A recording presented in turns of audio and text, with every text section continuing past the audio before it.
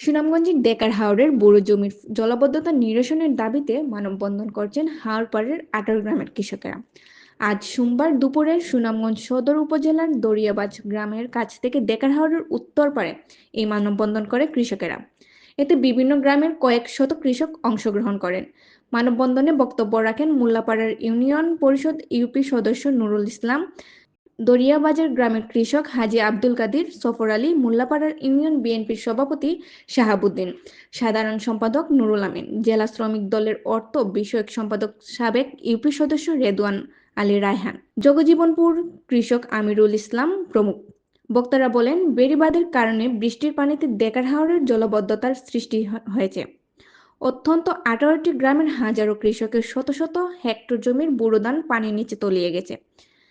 কিন্তু হাওরের জলাবদ্ধতা নিরসনের জন্য সরকার কোনো পদক্ষেপ নিচ্ছে না। আজকের মানববন্ধন হচ্ছে আমাদের ডেকার হাওরের জলাবদ্ধতা নিরসনের দাবিতে। যে আমরা দাবি হচ্ছে আমাদের যে জলাবদ্ধতা নিরসন হইতো, পানিটা কীভাবে নিষ্কাশন হইতো, এই দাবির প্রেক্ষিতে আজকে আমরা কৃষকরা এই হাওরে এসে মানববন্ধন করতেছি।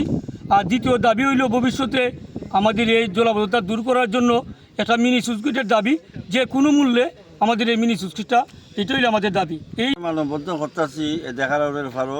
আপনারা দেখতেছেন আমরা যে দাঁড়িয়ে আছি, চতুর্দিকে পানি, সম্পূর্ণ বুড়ো ক্ষেত।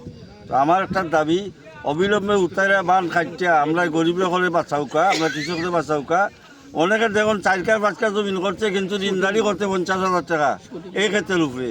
আপনার কাছে আমরা এই জোর দাবি, অবিলম্বে এই বান খাইটা পানি নিষ্কাশন করুক আর ভবিষ্যতের লাগে একটা সুইচ গেট দেওক।